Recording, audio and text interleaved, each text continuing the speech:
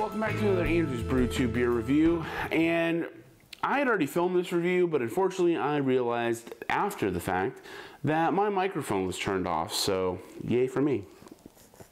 I did want to do a quick review of this though, because it is a beer that I was very interested in making a quick review for, at least, and with a few updates that have come about recently, it was one I wanted to at least put out there. So this is Dogfish Head's Flesh and Blood IPA, 7.5% ABV beer made with lemon, lemon peel, or orange flesh, blood orange juice, and a beer, one of the beers that they've started canning. Well, I know they started releasing those more recently, and I was very interested in getting my hands on this one because I've enjoyed Dogfish Head beers in the past.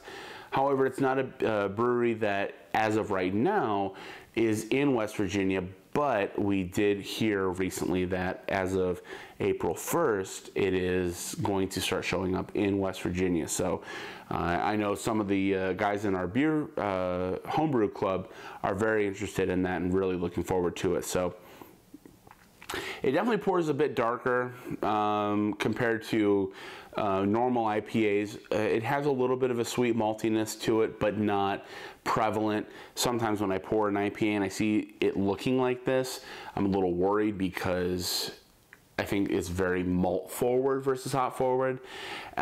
This one isn't necessarily hop forward for me, as that lemon and orange notes that they've added later on really kick you right in the face. I mean, and in a good way for me personally.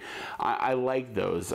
Those types of flavors in an IPA and a beer are certainly very enjoyable. And at 7.5%, it certainly drinks, you know, something lower. It's very sneaky. It could be crushable when 7.5% really isn't. So like I said, for a beer that I grabbed down when I was down in Charlotte, we're hopefully going to start getting here soon in West Virginia on top of it.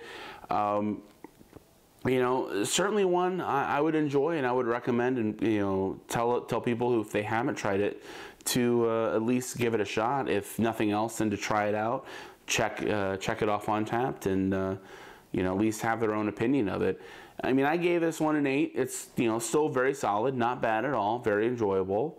You know, I was very curious as to the hops that they used on this, only because I bet they probably got away with it a little bit on maybe dialing that back a little because of the orange and lemon notes and, you know, the flesh and peel and juice and everything that they added to it, allowed them to kind of dial the hop bill down a little bit, just to kind of let these notes kind of shine through. So again, still really enjoyable beer. You know, I'm going to sit back and have the rest of this one now that it's, you know, my second review of it essentially.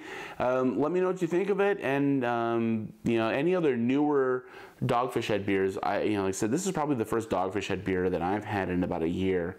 So if you know of any of them that, you know, I may not have gotten my hands on, or something new that you think I should try, let me know, and see you in the next review. Cheers, folks.